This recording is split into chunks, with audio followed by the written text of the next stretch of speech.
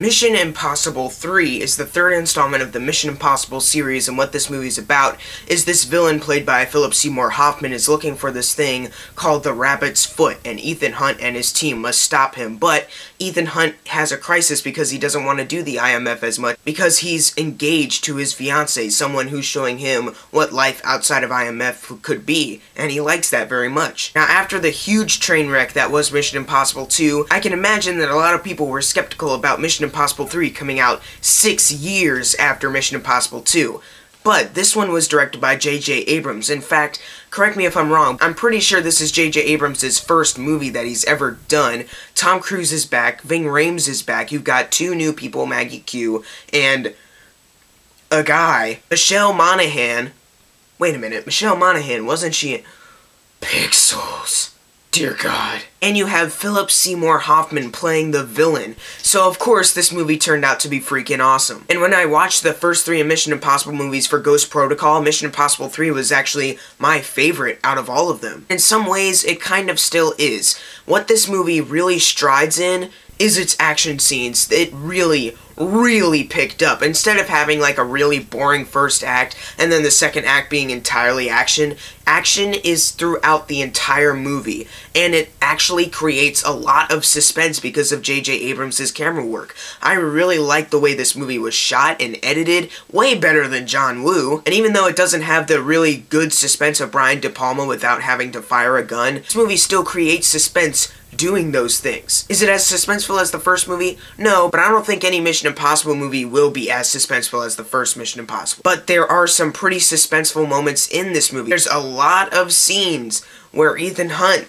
has to do something very spectacular that is really suspenseful. Like there's one time where he has to jump out of a building and parachute and stuff, or he has to break into a building and break out Kerry Russell. He's got to run away from the IMF because people think he went rogue. Again. That's a constant theme throughout these movies. They always think Ethan Hunt's gone rogue or something. Huh. What do you know? Speaking of Ethan Hunt, Tom Cruise kills it as Ethan Hunt. I really like the new spin they take on his character because it's not a James Bond parody, thank God. It's the same Ethan Hunt from the first movie, but he's seeing a new life out of IMF because of Julia, played by Michelle Monaghan, his fiancée. And I really like that. And speaking of Julia, Michelle Monaghan actually did a pretty good job as her character.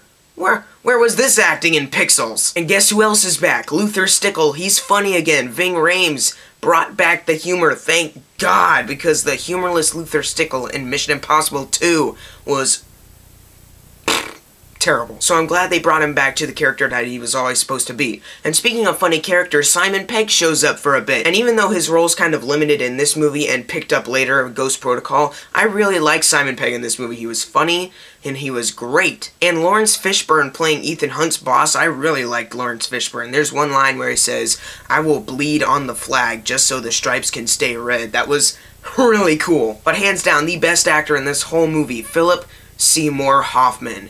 He killed it as the villain. He was so good.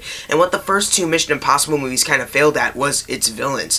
In the first Mission Impossible movie, the twist, spoiler alert, the twist that Jim Phelps was actually the villain the whole time, that was pretty unique, but we never got to see him as the villain as much. It's just, okay, you revealed me, I'm the bad guy, and then 1 minute later, he's dead.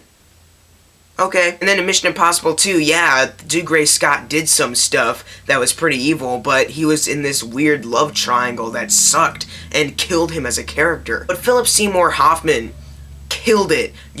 There's one scene on a plane that was just so disturbing. It was very unsettling for Philip Seymour Hoffman to say the things that he just said. Ooh, he was scary. You know what I did to your blonde friend back there? That was nothing. That was, fun. That was fun. And Philip Seymour Hoffman was just hands down the best villain out of this whole series. And the plot, it's not executed like a James Bond movie this time. Thank God, it's like a Mission Impossible movie again. Ooh, thank goodness, because the Mission Impossible 2 overly James Bondy themes was really killing me, but they really picked it back up in Mission Impossible 3. And this movie is almost perfect except for one thing. The team. I don't feel the team's chemistry at all. Jonathan is the guy's name. I don't know the rest of his name. Whoops. And Maggie Q did a good job in their roles, but as characters, I didn't really feel them. And when I can't really feel these characters, I can't feel the whole chemistry in the team. Because at the end of it, I just got, okay, the dude drives the car, and he piloted that helicopter once. The girl shot a gun, I think, like a couple times.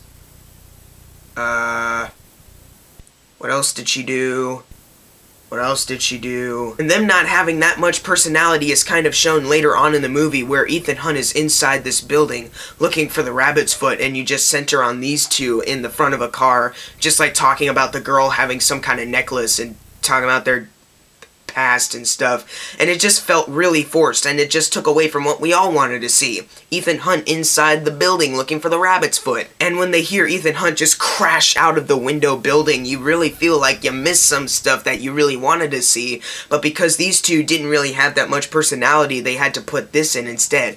It didn't feel right. But overall, Mission Impossible 3 is a fantastic movie, despite the team's chemistry not being that good. I really dug this movie, and I'm gonna give Mission Impossible 3 an A. It is fantastic. I love this movie, and it used to be my favorite Mission Impossible movie. Until Ghost Protocol. But until my review of Ghost Protocol, what did you think of Mission Impossible 3 if you saw it? Leave in the comments below. And I just bought my tickets for Thursday night. Mission Impossible Rogue Nation. It is happening. But here's the thing, guys. I'm going to be on vacation starting Monday early in the morning. I'm going to be flying out to this place called Punta Cana. And because of that, I don't think I'm going to be able to film anything else. Like if any news drops, I won't be able to make a video on it if it's important. Any trailers drop, I won't be able to review any. But I do have a solution. There's this website that I'm on called moviepilot.com, and if anything drops during that week, and if I have any free time on vacation, I will go on the website and write a post about my thoughts, and you guys can go on there and read that stuff. Unless I can film, then I'll be filming, but most likely I won't be, then I'll be typing. Unless I don't have internet. Okay, if I don't have any internet, then no Movie Pilot, just forget about it. Thank you guys for watching. Make sure to subscribe. I'm Jackson Fulcher. See you guys next time.